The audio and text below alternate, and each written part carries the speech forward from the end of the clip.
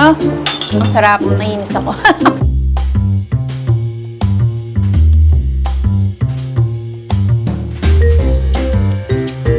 Hello, kamusta po kayong lahat? Ako po si RJ Enriquez Diaz ng AstigVegan at I'm so excited dahil po tayo ay magluluto today ng 3 dishes na may gata. At ito po ay something that can be easily veganizable or completely plant-based. Tulad ng laing, tulad ng ginataang kalabasa at sitaw, munggo gisado with gata. So let's get started! Simulan natin sa pagprito ng tokwa. So, lagyan lang natin dito ng mantika.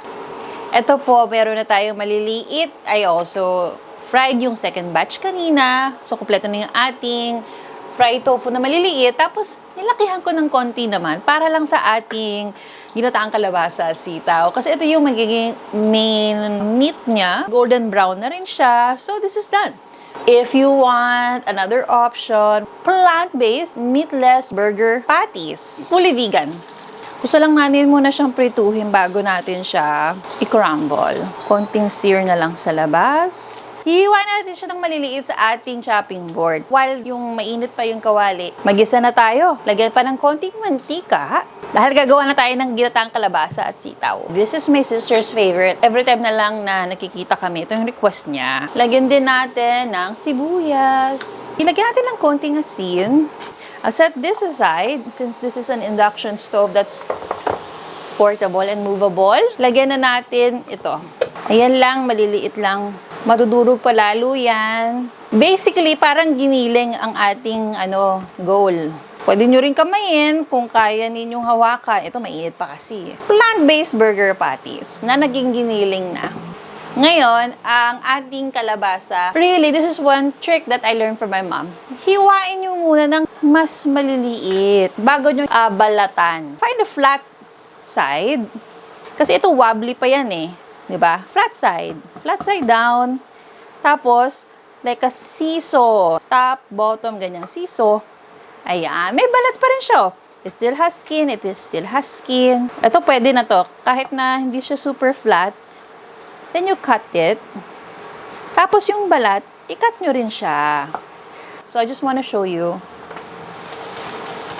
Okay, this is caramelizing just fine with the squash. Ganda ng kulay, no? Posibleng-posible na gumawa nito kahit wala kayong access sa freshly pressed. Masarap pa rin siya. Ooh! Roughly, itong ating kalabasa ay mga 2 cups, 400 ml na coconut milk. If you want this kind of spicy, lagyan ng long green chilies. Ito po yung pangsigang. Kung ayaw ninyo na maanghang, huwag nyong butasan. Lagyan natin ng asin uli dahil na-dilute diba? So, just 2 big pinches of salt. So, we will cover this as well. Let's check back sa ating kalabasa kung malambot na nga ba siya. Kuha lang tayo ng tinidor, tapos tignan natin kung natutusok na. Ayan, natutusok na siya. Pwede na. Lagyan na natin ang sitaw. Ito lang naman yung pinakamahirap, yung sa kalabasa, para lumambot. At ready na lahat. Lagyan na natin. Ang ganda! It's really also up to you kung gaano karami ang inyong sitaw. Dinamihan ko siya, 1 big bunch. Ay, ang gundo nyo. It's also up to you if you want to mash some of the kalabasa para talaga lumasa din yung sabaw niya. I would do little bit, tapos yung iba, intact pa rin para may makagat kayo. And then remember yung medyo malaki na cubes na tokwa, lagyan na rin natin. Tapos naalala niyo yung ating burger patty na naginawa natin parang giniling. Lagyan na rin natin. This is optional. Just something that you can explore if you like. In our case, we like it's kind of spicy. Kaya, I'm gonna use my kitchen shears here. So, isa lang. This is definitely something that both meat eaters, especially mga Pinoys or vegans, magkakasundo kayo dito kasi this is something na familiar kahit sa mga meat eaters kasi ito yung traditional talaga naman na ginataang kalabasa at sitaw. In my book, Filipino Vegan, I have listed several combinations where you can play around with this dish. Like what kind of vegetable combinations that you can use aside from kalabasa at sitaw. Creamy, rich, kind of spicy actually kasi sa sili niya, but not too much. Tapos na ang ating dish number 1. Let's move on to dish number 2. Let's make our ginataang munggo gisado.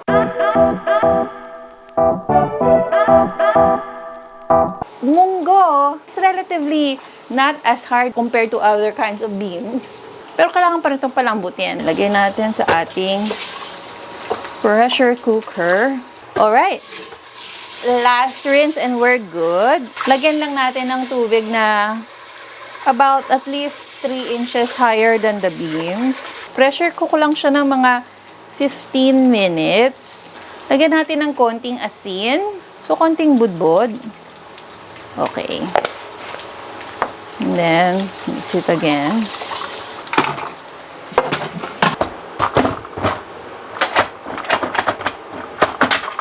Oh! I like it this way. Hindi siya masyadong mushy, pero malambot na. Pero bago natin ilagay yung munggo, mag-isa muna tayo. Per usual, nilagyan natin ng mantika, lagyan naman natin na ng bawang.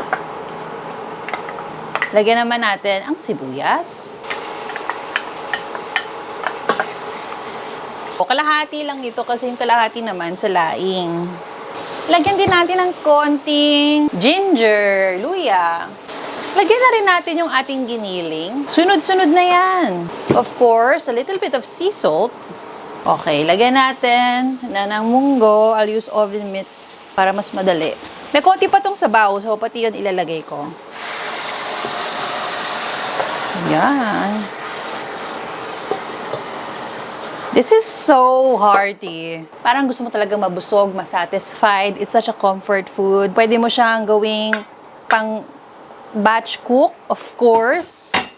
If you are needing some protein, if you are an athlete or you just work out, maganda rin tong source of protein. I got a bouquet sa palengke of bulaklak ng kalabasa. Kaya I'm gonna put some as well over here. It's not every day I spot them, so it's super cool to have flowers ng squash. Lagyan natin ng eggplants. Pampasarap kaya din to. Let's cover this.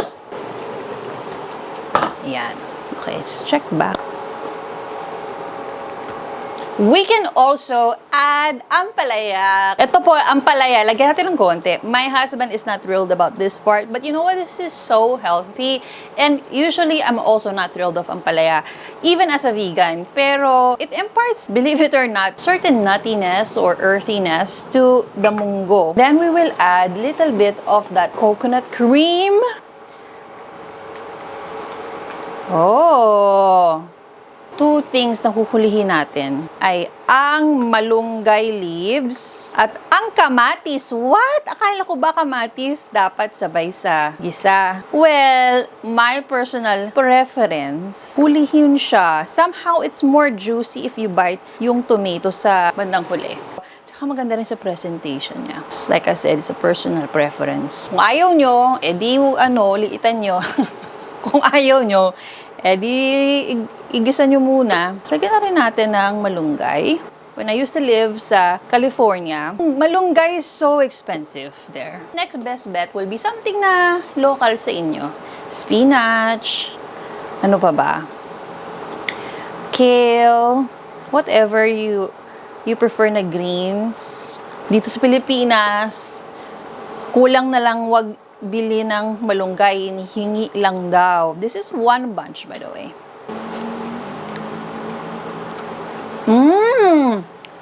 Oh, ang sarap. Nainis ako. It's so good. This is done. I'm gonna turn this off. Magsimula tayo sa gisa muna. Bawang at sibuyas. Just to speed up the process of our gisa, I always sprinkle salt when I'm sauteing. Okay, lagyan na natin yung ating gata, coconut milk. Ito po yung second press na pangalawang piga ang ating gagamitin. Ayan. Lagyan na rin natin ng, for me, ang personal style ko, malalaki na hiwa ng luya. Para madaling matanggal later. Kasi in my experience, parang wala namang may gusto ng makagat yung luya, di ba? Kaya pag nagsaserve ka, at least, pwede mo na agad matanggal. I also learned from my tita, si Mami Idad, this is her specialty, itong laing, na damihan yung sabaw. I'm using here about 3 cups. 5 cups. Let's add our dahon ng gabi. You can buy this at Asian grocery stores if you're abroad. Pag bumili kayo ng dahon ng gabi, malaki siya. Malaki yung dahon. So, kailangan ninyo ng kitchen shears. Demonstrate ko lang pero nakagupit na siya eh. Kailangan nyo talagang hugasan muna, tapos gupitin. Otherwise, it will be hard to chew kasi ang laki niya. Kung wala talaga kayo mahanap na laing, the second best is kale or spinach. Yung mga kaibigan ko, ganun ang ginagawa nila. Also, this is a little tricky then because if you don't really cook this down, meron siyang kate or itch, no? So, it's really good to cook this down further. Pakukuluan natin to ng maigi hanggang sa lumambot at talagang makook down ang ating dahon ng gabi. Lagyan natin ng konting asin. Lalagyan din natin to ng tausi na tinatawag. Ito yung black beans, salted black beans, not regular black beans. Kasi yung mga regular black beans sa pang salsa or pang burrito ay yun, it's completely different. So salted black beans or Chinese tausi is actually soybeans. Black soybeans siya. You can also use like black bean garlic sauce. That's even better. Bango! So, it will look like this. Kasama na rin yung brine niya. Ayan. Ito yung ating pamalit sa bagoong. So, this was about 100 grams in a package. Let's cook that down. I'm gonna cover this. Oh, yes. Talagang malambot na siya. We'll add chili now. I'll open one. Kung wala kayong ganito, yung mahaba na pang sinigang, you can use jalapeno, serrano, poblano, lahat ng Pero, if you're not really into spicy, kahit bell pepper, I'll open this one. Whatever you have in your market. And let's check kung malambot na nga ba ang leaves. Okwa. Burger patty. Konti lang na asukal. A teaspoon. We'll get ready to put the coconut cream. Yun yung first press or yung sa Tagalog, kakang gata. If you don't have yung fresh coconut cream in can is your next best bet. So let's cover that. Let's check back. It has cooked down. Kita nyo naman. I'll turn this off. Like, it's supposed to look like that. It's the classic look. And then I'm gonna taste one more time kung okay na ang ating gabi. All done. It's also nice and spicy. Oh my God. So this is just like what my husband and I prefer because we have, remember, punctured ang ating sili. Oh, wow. This is gonna be a feast of really great, rich, and creamy gata dishes. Coconut milk dishes. From Laing munggo gisado with coconut milk. And presenting dish number 3, our Ginataang kalabasa at sitaw. I hope you enjoyed like I did.